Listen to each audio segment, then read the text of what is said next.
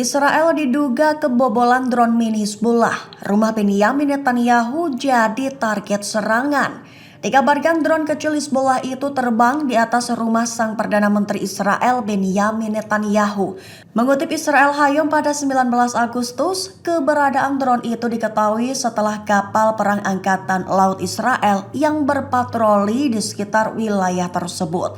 Sebagai informasi penting, lokasi rumah Netanyahu dan keluarga berada di daerah Kaisari 37 km selatan Haifa di pantai Mediterania. Dikabarkan drone kecil itu diluncurkan oleh Hizbullah untuk mengambil gambar rumah Netanyahu beserta keluarganya. Mengutip Anadolu, drone itu berhasil masuk dengan mengecoh sistem keamanan Israel yang dipasang di sekitar rumah Netanyahu. Seusai mengetahui ada drone misterius tersebut, sistem radar mengeluarkan peringatan. Namun militer Israel menduga itu adalah alarm palsu.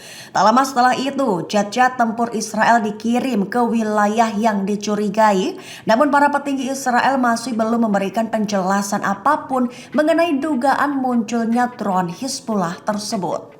Beberapa alat peledak diledakkan oleh perlawanan Palestina, mengakibatkan garda Israel tewas hingga pasukan dilaporkan terpaksa mundur dari Balata di Nablus yang menjadi TKP konfrontasi keras.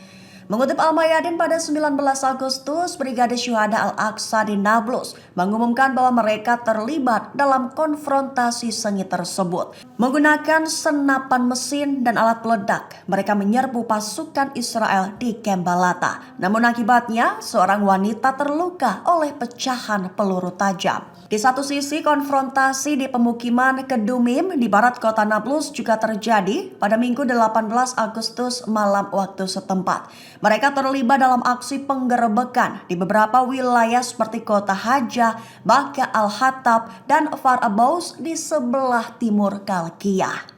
Konfrontasi sengit berupa penggerebekan itu bahkan mengakibatkan tewasnya seorang penjaga keamanan Israel. Perlu diketahui saja, kelompok perlawanan Palestina lainnya bahkan memberi pujian dalam operasi Kedumim tersebut.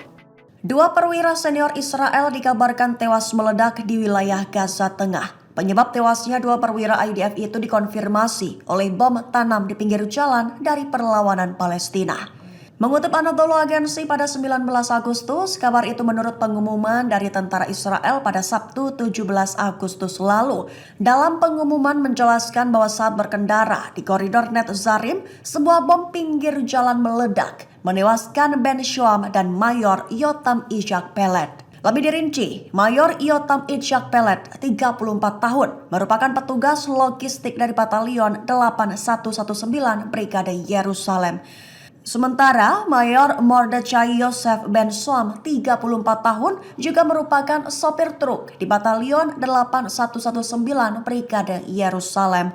Perlu diketahui, pada hari insiden itu terjadi, Brigade Al-Quds juga menargetkan lokasi militer Reim dengan rentetan roket.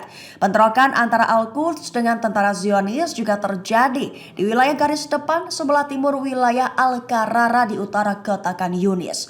Kemudian kendaraan militer Zionis di sekitar Masjid Al-Yan di lingkungan Al-Zaitun juga terkena ledakan dari bom Brigade Al-Quds. Dan Ronan selaku ex-direktur Jenderal Kementerian Pertahanan Front Dalam Negeri Israel buka suara. Ronan menyatakan bahwa Israel tak memiliki solusi jika negaranya jadi diserang Hizbullah, Houthi, dan Iran. Mengutip The Jerusalem Post pada 19 Agustus bahkan disebut bahwa bisa saja besok Israel hancur akibat dirudal. Jika lebih rinci, Ronan menyatakan bahwa jika besok garis depan Hizbullah, Houthi, dan Iran bersiap, serta jika ribuan rudal ditembakkan ke Israel, maka dirinya tidak yakin bahwa Israel punya solusi untuk mengatasi hal itu.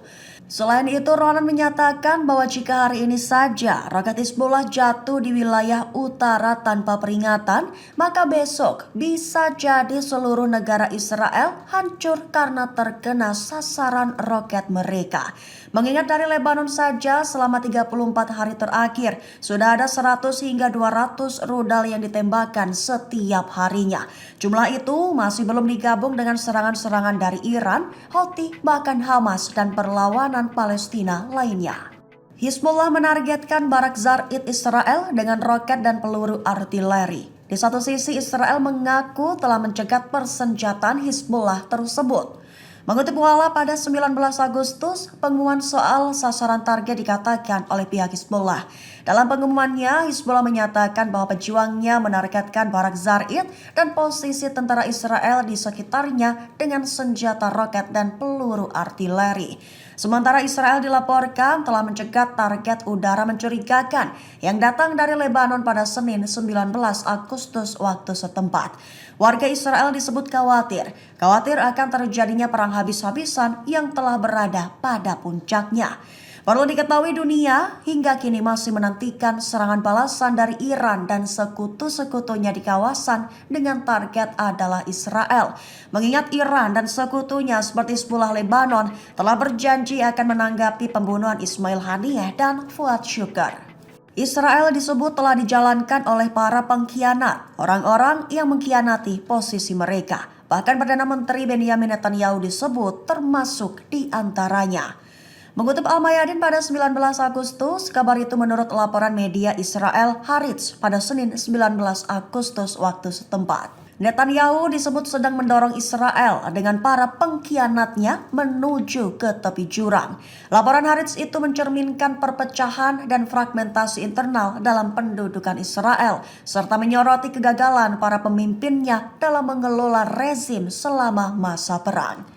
Sementara itu mengutip Ma'arif, mantan ombudsman pasukan pendudukan Israel Mayor Jenderal Itzhak Brik turut buka suara. Ia menyatakan bahwa Netanyahu secara tidak sengaja melayani kepentingan Iran dan Hizbullah seperti yang sebelumnya dia lakukan dengan Hamas. Netanyahu disebut adalah sebuah hadiah dari pemerintah Israel untuk para musuh-musuhnya. Hamas mengaku bertanggung jawab atas insiden ledakan di Tel Aviv, Israel. Hamas bahkan berjanji akan memperbanyak serangan ke Israel. Mengutip The Times of Israel pada 19 Agustus, aksi ledakan di Tel Aviv itu telah terjadi pada Minggu 18 Agustus malam waktu setempat.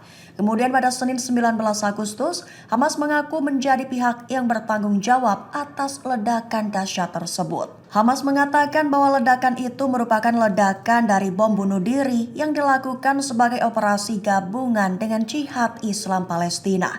Pihaknya bersumpah akan melakukan serangan lebih lanjut dengan target adalah Israel.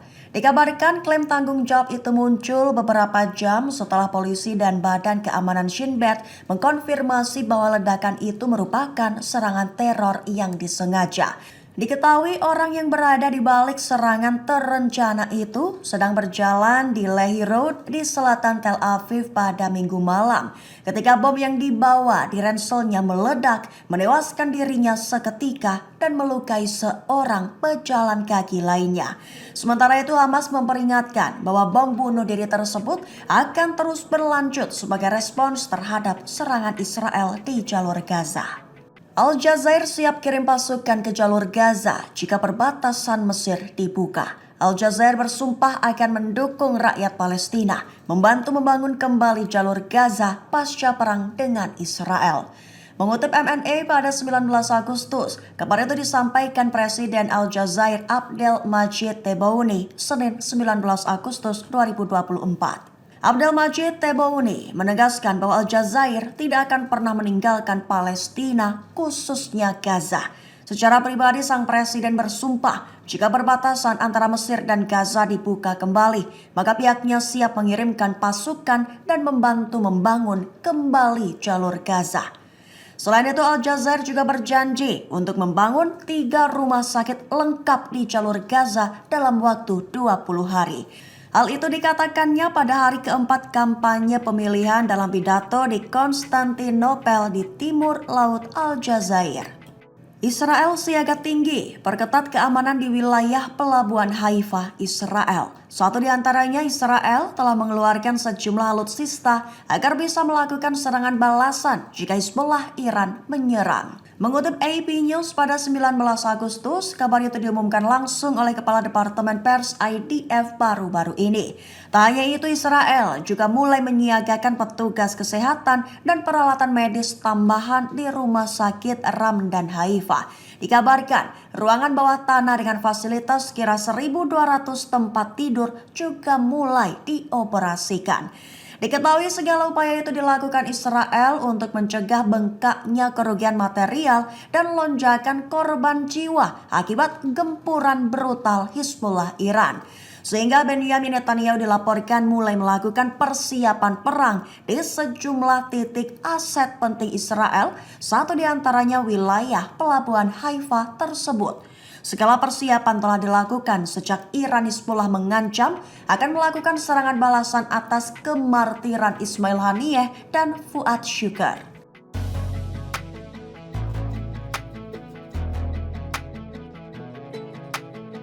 Download Tribun X sekarang, menghadirkan lokal menjadi Indonesia.